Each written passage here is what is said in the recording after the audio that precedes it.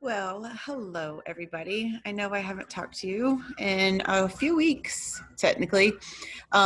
Pearson stuff was just so great that I really didn't need to supplement it with any extra information.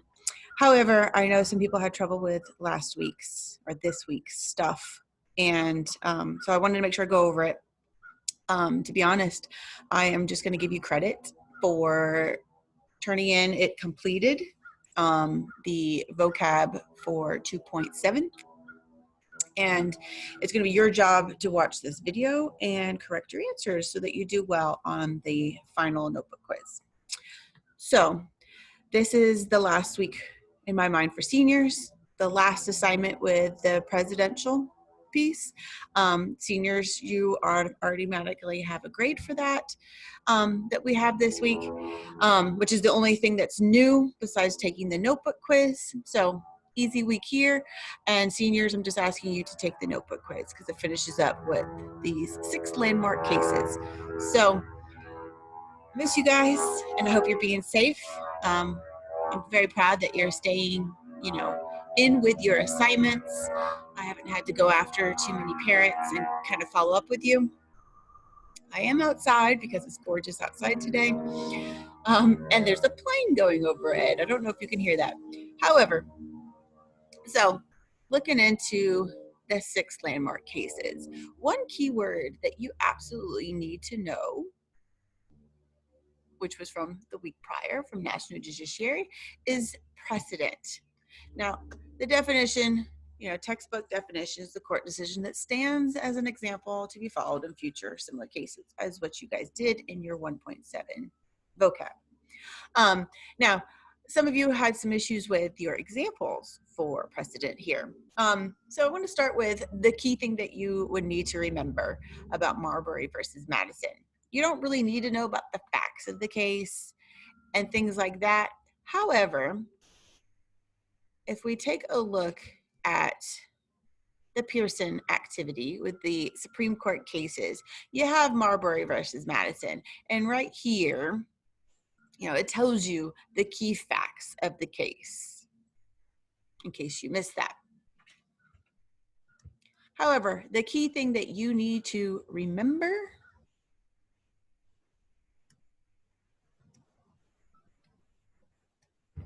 is judicial review. This court case is what gave the Supreme Court the power of judicial review. And this is huge because they pretty much said, this law that you want me to look at, I can't look at it because it's unconstitutional. It's against the Constitution, that I even look at it, number one, and number two, that it was even created. And so this is the big power, one of our constitutional principles that really doesn't come from the Constitution. It comes from Marbury versus Madison.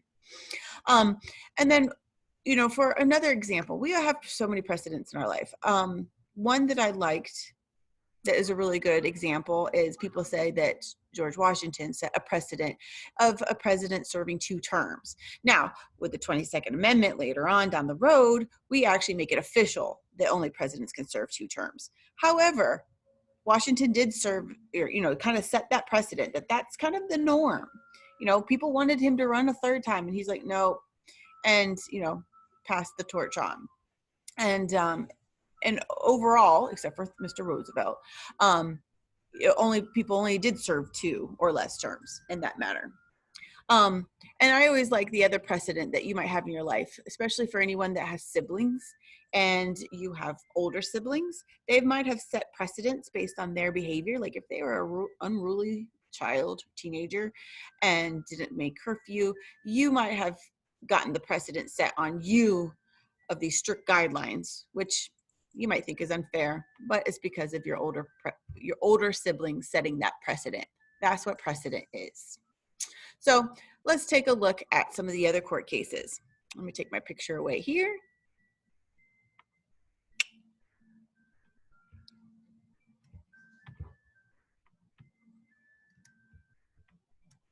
All right.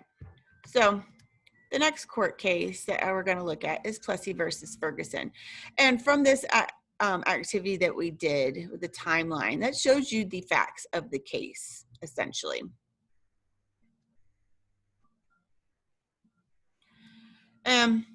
With my cute little pictures here, you sum it down, it's a black man on a white man's train. And, that's Plessy. Plessy's like, wait a minute, you can't do this to me. I got the 14th Amendment, the Equal Protection Clause, that, under the law, you must treat everybody equal. So they go through this, they go through the court case, and the decision that sets this precedent is that separate but equal is okay. So meaning, like with this picture of the train car here, you have a car for white folks, and then you have the Jim Crow car. Since you could have separate facilities on the same train, and it's okay, even though you see how that Jim Crow car here is looking really like, fugly and maybe falling apart, whereas the car for the white folks looks nice and pristine, and I'm sure it's just wonderful. You don't have to necessarily allow people to mix. This allows for Jim Crow laws to flourish. And quite frankly, in American history, I would almost say this is one of the worst decisions in the world made by the Supreme Court. Because not until Brown versus the School Board of Topeka, Kansas, or Brown versus Board of Education, where the facts here are pretty much a black student wants to go to her neighborhood school. Instead of being shipped off to a school, I don't remember how long it took her to get there, but it wasn't an easy feat for her to get there. And going back to this timeline, here is those key things about this court case from our Pearson. And these are all the people that is actually not just one little girl, which is the first one here, that most people relate to in this particular court case. But all of these together, the NAACP got together and made this court case that went up to the Supreme Court. Technically, the Supreme Court asked for this to be done because they wanted to do something. They wanted to fix Plessy versus Ferguson. So we're looking at the 14th Amendment, the Equal Protection Clause. And this time, the courts get it right. The precedent, they strike out that separate but equal doctrine. And that's judicial review. That's what Marbury versus Madison set up for the courts to do, is exactly this, that Brown versus Board of Education pretty much says, you know what, you cannot use Plessy versus Ferguson as an example anymore. The new precedent here is that, I love this, this court case, it starts the whole ending of segregation. It says that you can't segregate people in schools. If you're set up by neighborhoods, then that's the school you should go to. Now, usually, especially in the South, now the ice cream truck's going by, I don't know if you hear that, but in the South, particularly, the neighborhoods, you stay with people that you know. So you do have, it takes a while for total integration to happen. And like states in the South, back when I went to school in the 80s, we kind of went in the reverse track, trying to take the people from the white neighborhoods and put them into the black neighborhoods and vice versa. And that was a whole other situation that got, changed around as well. However, the big thing here is that we struck out the decision from Plessy versus Ferguson, and now people can use this court case to start to end segregation, not just only in schools, but across other topics. And with these two cases, it's good to know them together because they go together, even though about 50 years apart in the time frame, or actually more than that. State laws can be struck down. We have the 10th Amendment where all the reserve powers are left for the states. However, states can't just do anything. They can't violate people's civil rights and liberties. All right, then these two court cases, I like to explain these two court cases together as well. Now, one moment before we get to that totally, I want to go back to the timeline activity. Oh, I didn't come up. Let's try again.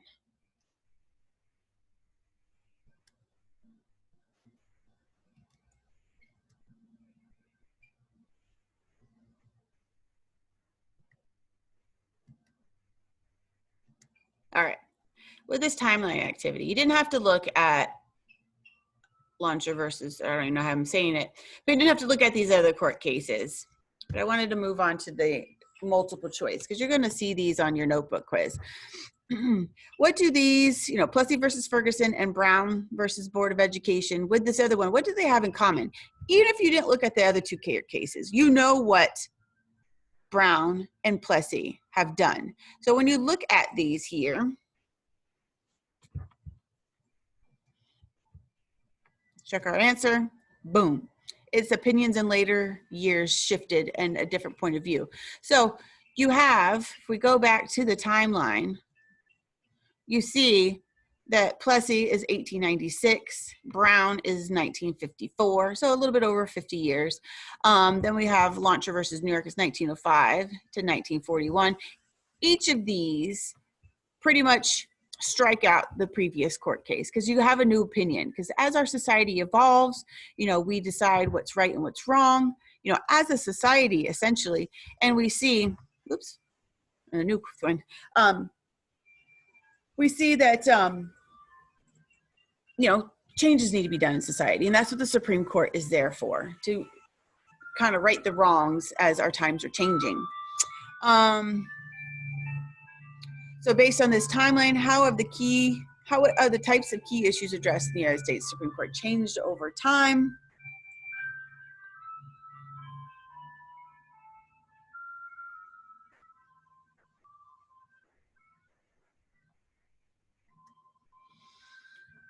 And that would be deal with the strong opinions related to specific groups of people.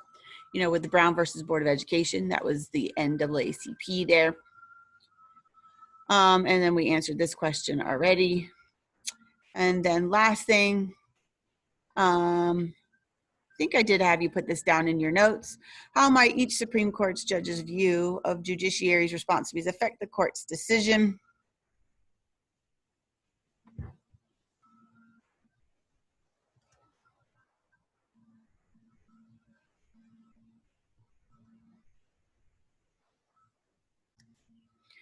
And this here is a term they like us to know for this course.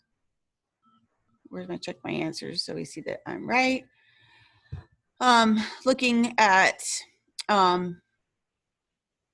whether the court is an activist court or one practicing judicial restraint. You'll have these different views of the responsibilities that affect the decisions.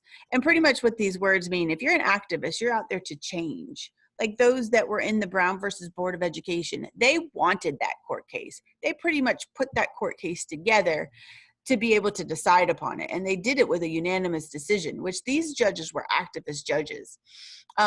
When judges practice judicial restraint, meaning they're going to stick with Plessy versus Ferguson like they did for the 50 years prior, just kind of going with the flow, staying with the status quo and keeping with judicial restraint.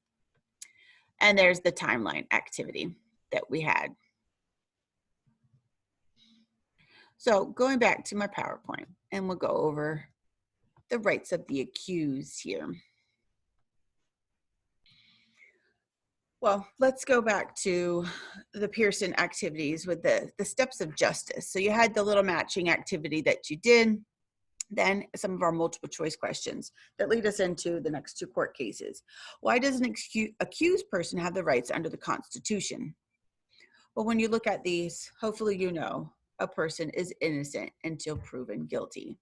And this is sometimes a hard concept for people to really understand, is be like, well, I saw you do it red-handed. Why do we have to go through this process? Well, just in case things were done wrong, kind of keeping the whole due process in line to make sure certain actions are followed so that everybody is protected, the innocent and essentially the guilty until we can prove that you did wrong. Now, during the arrest of Ernesto Miranda, authorities failed to inform him of his pretrial rights.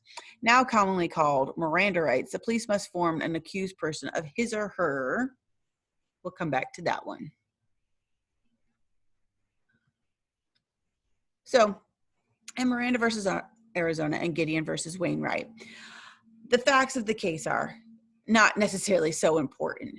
You don't need to know who was right, who was wrong. These are both accused criminals. If they did it or if they didn't do it is really null and void. The situation that's come into play with these two court cases is in Miranda versus Arizona, we're looking at the Fifth Amendment and it being violated. The self-incrimination part of the Fifth Amendment, the whole right to remain silent. Miranda was pretty much interrogated by the police and pretty much said, yes, I did it. And, felt pretty much pressured in order to do that. Police can't do that to you anymore because of Miranda versus Arizona. And then with Gideon versus Wainwright, again, the facts don't matter. Technically, Gideon was a Florida man and like a classic Florida man, like in the newspaper headings, like honestly, he got accused of robbing a bar that he normally went to, if I'm not mistaken. And, he was found in the morning drunk on the pool table and was arrested. And he asked for a lawyer and because he couldn't afford one. And they're like, nope, we don't have to in the state of Florida because it's the state of Florida issue. And this goes up to the Supreme Court. And again, so this is looking at the Sixth Amendment, that right to counsel. Hey, that's in my Bill of Rights. And he didn't get it because it was a state matter. But we have that 14th Amendment that tells the states, hey, you need to follow and make sure that you give everybody due process and equal protection. So in Miranda versus Arizona, now the cops must read you your Miranda rights. And the precedent in Gideon versus Wainwright is that it added to the Miranda rights that you must provide a lawyer. And you guys got to look at the little clip of the Miranda rights, which I stuck into your notes as well. So going back to our Pearson multiple choice question, hopefully right away you can it is B, the right to remain silent and the right to counsel. That's what you must be told upon in the Miranda rights. The remain silent part from Miranda, essentially, and the right to counsel is from your Gideon versus Wainwright there. So back to our PowerPoint. So the one thing I want to reiterate, what do these two cases enhance for American citizens? It's essentially that you have certain rights protected from you when you are accused of a crime. If you are arrested, if you are under arrest, they must read you your Miranda rights. And students always ask me, well, what if they don't? Can you really get out of what you did? Yes, essentially, but police are so programmed into this, that's like one of their key things that they have to memorize. So it's not mistakenly not done. There are certain situations in cases of emergency that they could arrest you because you just killed someone and people are going to come after you, that they can detain you and then read you your rights later on. Just so you know that there are situations that have happened where you don't get your Miranda rights read to you right away as you're being handcuffed because of the emergency of the situation. And for my underclassmen, if this is something that sounds interesting to you, you need to take law studies with Mrs. Bay down the hallway from me in 900 Hall, and you will have a blast in that class learning about the rights of the accused and other cool situations. This leads us to our last case, Tinker versus Des Moines. And this is technically the whole thing. This is Des Moines Independent Community School District. So the facts of this case are that students came to school wearing these black armbands. Here are the two key people here. And they were protesting the Vietnam War. Some facts about the case above this specific scenario is that these kids came to school, it wasn't a big deal that they were wearing black armbands. I always kind of relate it to you guys as some people wear, a pink little rubber band type of bracelet or other different colors, and they're all for different causes or for different causes would be the best thing, pink for breast cancer awareness or whatever the case may be. And that's essentially what this black armband was. But the principal knew exactly what it meant, and he was essentially offended by the situation and suspended these kids. And the parents, they took this, and went into court, where at one point it decided for the students, and then the second time is then when the appeals went through, they sided on the side of the school, so they pushed it up to the Supreme Court. And since this is dealing with the First Amendment, freedom of speech, specifically symbolic speech, where you're speaking without actually saying anything, because it's with a hand gesture or an armband or some kind of symbol. I mean, essentially what you wear, and when there's a message on your shirt, like to me, today I'm wearing an American flag, essentially that could be a symbolic speech. I wore this American flag shirt today because this is my last presentation lecture for you guys of the year in U.S. government. After this, we're all passing and going to be able to graduate with our U.S. government honors credit. So what's the decision of the Tinker case? I put down this quote here. So essentially the court sided with the students. It can hardly be argued that either students or teachers shed their constitutional rights of freedom of speech or expression at the schoolhouse gate. There's lots of other cases. Again, law studies goes into them in more depth that happen at the school that show you do not have certain rights. Like, we can search your lockers or search your bags without any, probable cause when you're in school because of the safety of all the others and you being a minor. And some other little situations like that with like what you post on the morning show, what you talk about there, it has to have a certain academic focus and then be in line with the values of Sickles High School, for an example. But when it comes to symbolic speech, as long as it's not disrupting anybody else's learning. Like if these black armbands had a ruckus, everyone at lunch was like, oh my God, why are you wearing the black armband? Then the suspension would have stood grounds, and the Supreme Court would have probably said, no, you couldn't do that because it caused a big scene at school. Also, we have a certain dress code, and the dress code is in there, to protect people for their safety, in certain situations. And if you violate those dress codes, if your symbolic speech violates the dress code, then you can be in trouble, and the school would win in that matter too. But overall, you have that freedom of speech. Students wear face paint to school. Have it be if it's something there, symbolically behind it or not, it's okay. As long as it doesn't disrupt anybody else's learning. So that is the end of my presentation. And again, to everybody out there, you guys have done amazing with this e-learning stuff. Some of you much better than when you were in the classroom, which I felt a little jealous about that. But I do truly miss you guys. We've had fun, even though I only knew you for really 9 weeks. But to my seniors, I feel so bad that you guys don't get to do all your fun things. Hopefully we do a graduation in July. I'll be there. Say hi. I will not forget you. Enjoy having an easy week this week, your final week of school, and good luck to you guys in the future. Reach out to me if you guys need anything. And for my seniors and all the underclassmen, just know that if you haven't finished anything, if anything has a 0, you can go and do it, complete it, and get credit for it and boost that grade up. Because your grade is going to be the first 9 weeks that we had together or the third 9 weeks. And then this 9 weeks, those two together. So if you have an A and a B, essentially you earn an A for your grade. And with this being an honors class, you get that little extra boost to your GPA so that you have that higher GPA. So I'm teaching World History Honors next year. So some of you guys that are taking World History Honors next year, my freshmen, you might have me again in the 900 hall. We'll have those classes, I think, 5th, 6th, and 7th period. So maybe some of you will be lucky enough to have me for World History. And again, have a great summer and stay safe and be good and learn lots.